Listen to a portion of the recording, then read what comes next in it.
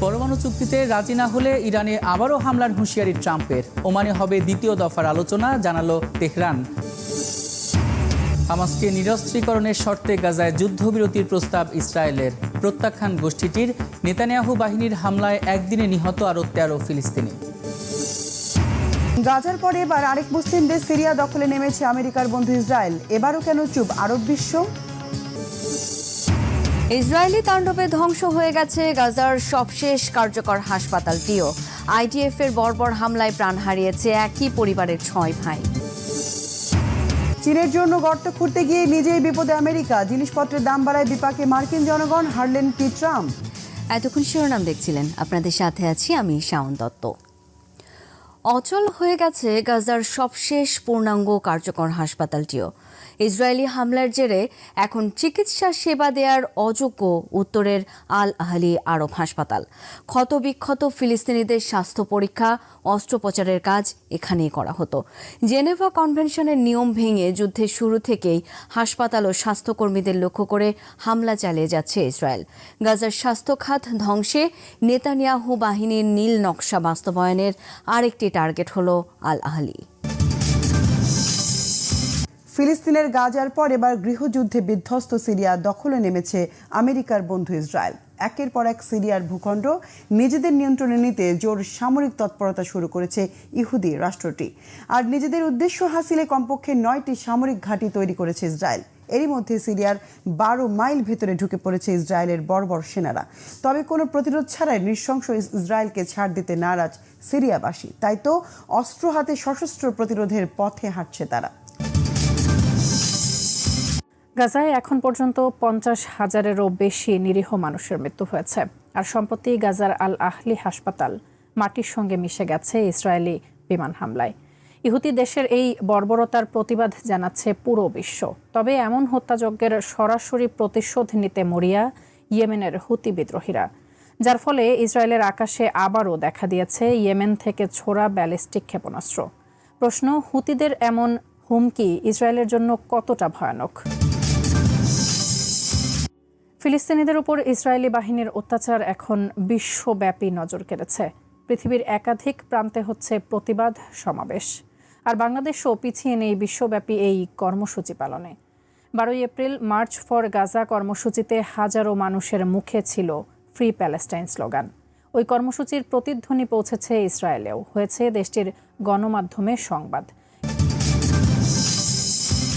গাজায় ইসরায়েলের নির্বিচার গণহত্যার প্রতিবাদে রাস্তায় নেমেছেন সারা বিশ্বের লাখ লাখ মানুষ।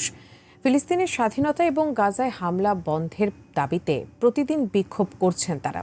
এমনকি এইসব বিক্ষোভ থেকে অনেকেই চাইছেন ইসরায়েলের ধ্বংস।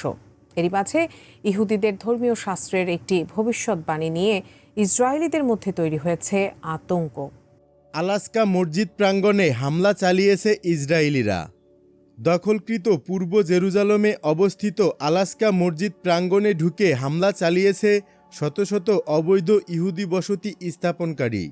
সোমবার তারা এই হামলা চালায়। জেরুজালেমের ইসলামিক ওয়াকফ বিভাগ এক বিবৃতিতে এ তথ্য জানায়।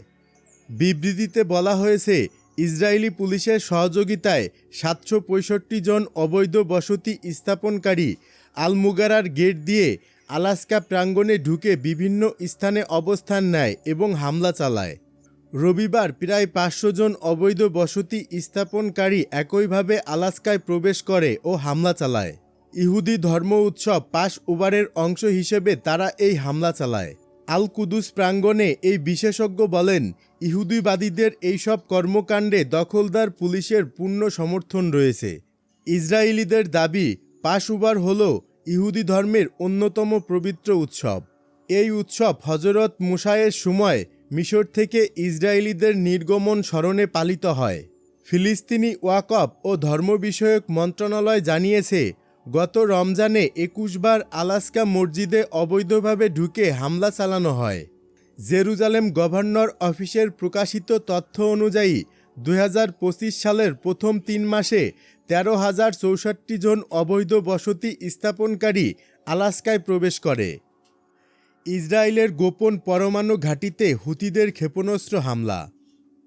মার্কিন হামলায় নিহত হয়েছেন ইয়েমেনি প্রতিরোধী গোষ্ঠী হুতির মুখপাত্র ইয়াহিয়া সারি সম্প্রতি এমনটাই চাউর হয়েছিল, কিন্তু সেই গুজব মিথ্যা প্রমাণ করে যুক্তরাষ্ট্র ও ইসরায়েলকে চমক দিয়ে আবারও প্রকাশ্যে এসেছেন সারি। রবিবার প্রকাশিত নতুন একটি ভিডিও বার্তায় নিজের উপস্থিতি জানান দেন প্রতিরোধ গোষ্ঠীর এই নেতা। শুধু তাই নয়, মার্কিনদের বৃদ্ধাঙ্গুলি দেখিয়ে এদিন নতুন করে ইসরায়েলে বড়সড় মিসাইল হামলা চালানোর কথা জানান তিনি। এসব হামলায় ইসরায়েলের ব্যাপক ক্ষয়ক্ষতিরও দাবি করেন।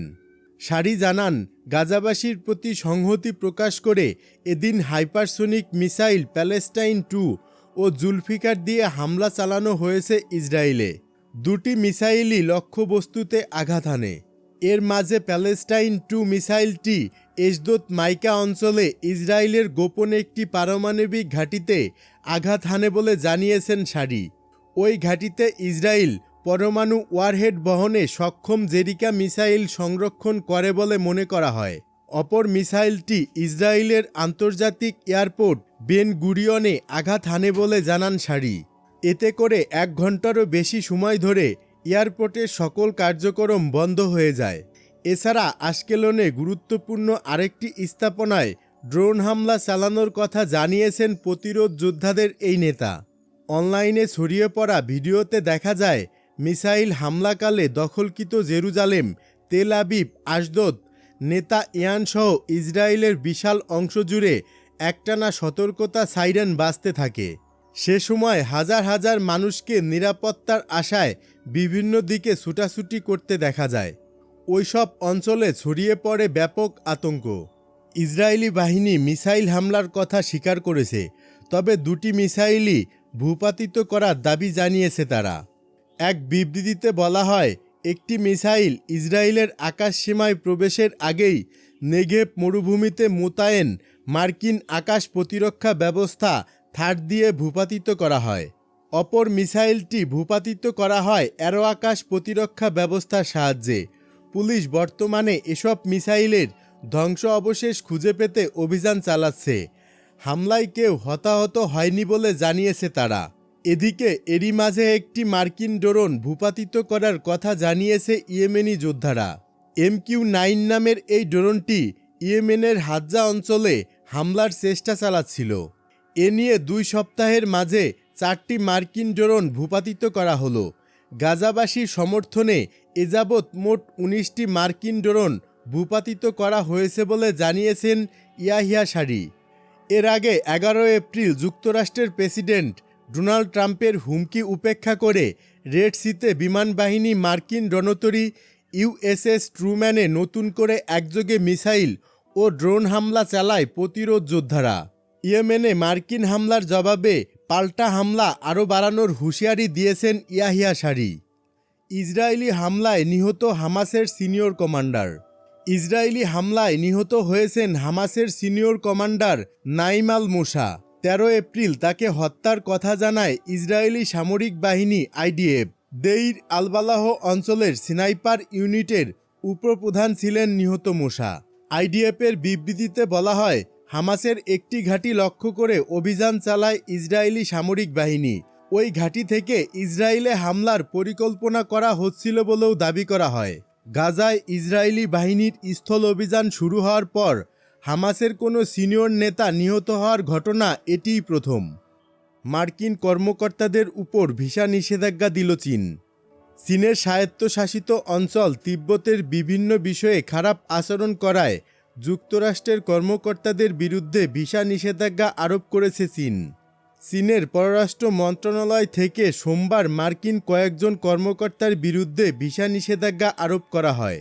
তিব্বতে বিদেশিদের প্রবেশ অধিকারের নীতিমালা নিয়ে কাজ করা চীনা কর্মকর্তাদের উপর ওয়াশিংটন 2 সপ্তাহ আগে অতিরিক্ত ভিসা বিধিনিষেধ আরোপ করার পর নিয়মিত সংবাদ সম্মেলনে বেইজিং এই ঘোষণা দিয়েছে। চীনের পররাষ্ট্র মন্ত্রণালয়ের মুখপাত্র লিনজিয়ান বলেছেন, তিব্বত সংশ্লিষ্ট ইস্যুগুলো চীনের অভ্যন্তরীণ বিষয় এবং চীনা কর্মকর্তাদের উপর মার্কিন যুক্তরাষ্ট্রের ভিসা বিধিনিষেধের অপব্যবহার ঘিরে তিব্বতের আন্তর্জাতিক আইন এবং আন্তর্জাতিক সম্পর্ক সংশ্লিষ্ট মৌলিক নীতির মারাত্মক লঙ্ঘন করেছে যুক্তরাষ্ট্র। তিনি আরও বলেন, তিব্বত উন্মুক্ত, তিব্বতে সফর, ভ্রমণ এবং ব্যবসা করতে আসা অন্য দেশের বন্ধুত্বপূর্ণ লোকজনকে স্বাগত জানায় চীন। তবে চীন তথাকথিত মানবাধিকার, ধর্ম ও সংস্কৃতির অজুহাতে তিব্বত বিষয়ক যে কোনো দেশ বা ব্যক্তির হস্তক্ষেপের বিরোধিতা করে।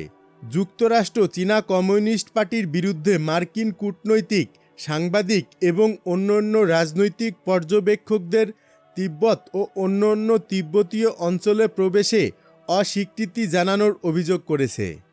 একই সঙ্গে মার্কিন কূটনৈতিক ও অন্যদের জন্য এই অঞ্চলে অবাধ প্রবেশ অধিকারের দাবি জানিয়েছে ওয়াশিংটন। তিব্বতের পশ্চিমা অঞ্চলীয় অঞ্চল পরিদর্শন করার জন্য বিদেশি পর্যটকদের অনুমতি দেওয়া হয়, যেখানে তারা অনুমতি সাপেক্ষে দলীয়ভাবে ভ্রমণ করার সুযোগ পান। বিশ্বের বিভিন্ন দেশের কূটনৈতিক ও বিদেশি সাংবাদিকদের সেখানে যাওয়ার জন্য তিব্বতের স্থানীয় কর্তৃপক্ষের অনুমতির দরকার হয়। হিমালয় পর্বতমালা ঘেঁষা তিব্বতের সঙ্গে সীমান্ত আছে চীন এবং ভারতের। তবে 1950 সাল থেকে এই অঞ্চলটি দখল করে আছে চীন। এ নিয়ে চীনের সঙ্গে একাধিকবার দ্বন্দ্বে জড়িয়েছে ভারত। সর্বশেষ গত বছরের সংঘাত ছিল ভয়াবহ। সেই সংঘাতে উভয় দেশের বহু সেনা সদস্য হতাহত হয়েছিল।